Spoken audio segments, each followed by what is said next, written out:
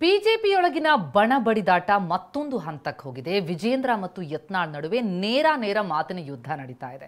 ಅಪ್ಪ ಮಗನ ವಿರುದ್ಧ ಯತ್ನಾಳ್ ನೇರ ಬಾಂಬ್ ಸಿಡಿಸಿದ್ದು ಒಳ್ಳೆಯದಾಗಲಿ ಅಂತ ವಿಜಯೇಂದ್ರ ಅದಕ್ಕೆ ತಿರುಗೇಟು ಕೊಟ್ಟಿದ್ದಾರೆ. ಬಂಡಾಯದ ಬೆಂಕಿ ಬಿಜೆಪಿಯಲ್ಲಿ ಹೊತ್ತಿಕೊಂಡಿರೋ ಬಂಡಾಯದ ಬೆಂಕಿ ದಗದಗನೆ ಉರಿಯುತ್ತಿದೆ. ಬಿಜೆಪಿ ರಾಜ್ಯಾಧ್ಯಕ್ಷರ ಚುನಾವಣೆ ಹತ್ತಿರವಾಗ್ತಾ ಇದ್ದಂತೆ ವಿಜಯೇಂದ್ರ ವರ್ಸಸ್ ಯತ್ನಾಳ್ ನಡುವಿನ ಮಾತಿನ ಕದನ ತಾರಕಕ್ಕೇರಿದೆ. ರಾಯಚೂರಲ್ಲಿ ಬೆಂಕಿಯುಗುಳಿದ ವಿಜಯೇಂದ್ರ ಇಟ್ಟ ಗುರಿ ಮುಂದಿಟ್ಟ ಹೆಜ್ಜೆ ಹಿಂದೆ ಸರಿಸಲ್ಲ ಅಂತ ಅಬ್ಬರಿಸಿದ್ದಾರೆ. ಇದಕ್ಕೆ ಕೌಂಟರ್ ಕೊಟ್ಟಿರೋ ಯತ್ನಾಳ್ ಇವನನ್ನ ಒಪ್ಪಿಕೊಳ್ಳೋಕೆ ಆಗಲ್ಲ ಅಂತ ನೇರವಾಗಿಯೇ ಹೇಳಿದ್ದಾರೆ.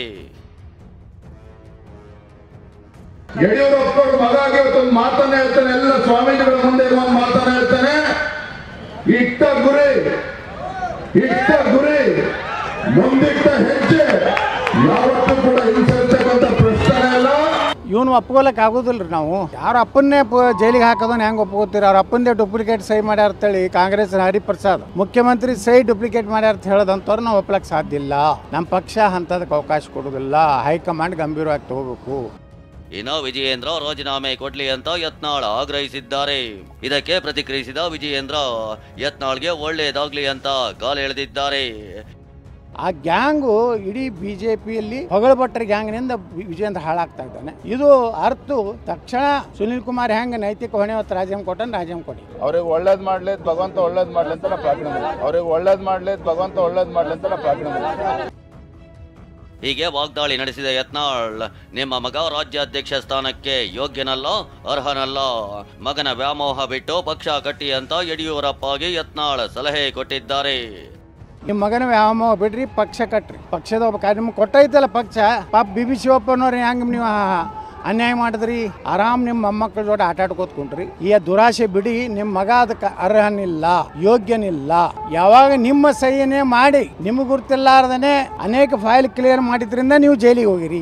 ಏನೋ ನಿಮ್ಮದೊಂದೇನೋ ಕೈಯಾಗ ಅಸ್ತ್ರ ಐತಿ, ಅದಕ್ಕೆ ನೀವು ಭಯ ಪಡ್ತೀರ. ಅದು ನಿಮ್ಮ ಫ್ಯಾಮಿಲಿ ಮ್ಯಾಟ್ರು.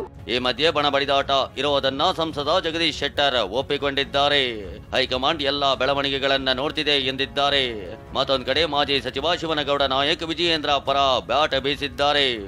ನಾವು ಒಂದು ಹೇಳ್ತೀನಿ, ಈಗ ಇದ್ರ ಬಗ್ಗೆ ಪಕ್ಷದೊಳಗೆ ಭಾರತೀಯ ಜನತಾ ಪಾರ್ಟಿ ಒಳಗೆ ಎಲ್ಲೋ 100% ಸರಿ ಅಂತ ನಾನು ಇಂದು ಹೇಳಿಲ್ಲ, ಹೇಳುದೂ ಇಲ್ಲ. ವರಿಷ್ಠರು ಗಮನಿಸ್ತಾ ಇದ್ದಾರೆ ಮತ್ತು ಸೂಕ್ತ ಸಮಯದಲ್ಲಿ ಸೂಕ್ತ ನಿರ್ಧಾರಗಳು ಕೈಗೊಂತಾರೆ. ನಮ್ಮ ಪಕ್ಷದೊಳಗೆ ಏನು ವಿದ್ಯಮಾನಗಳು ನಡೆದಾವ ಅದನ್ನು ವರಿಷ್ಠರು ಗಮನ ಹರಿಸ್ತಾ ಇದ್ದಾರೆ. ಅವ್ರ ಗಮನಕ್ಕಿದೆ.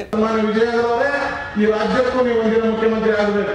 ವಿಜಯೇಂದ್ರ ರಾಜ್ಯದ ಕಚ್ಚಿಯನ್ನು ಹಿಡಿದು ಇವತ್ತು ರಾಜ್ಯಕ್ಕೆ ಒಂದು ಹೊಸ ಸರ್ಕಾರವನ್ನ, ಹೊಸ ಚಿಂತನೆಗಳನ್ನ, ಹೊಸ ವಿಚಾರಗಳನ್ನ ಕೊಡಬೇಕಾಗಿದೆ.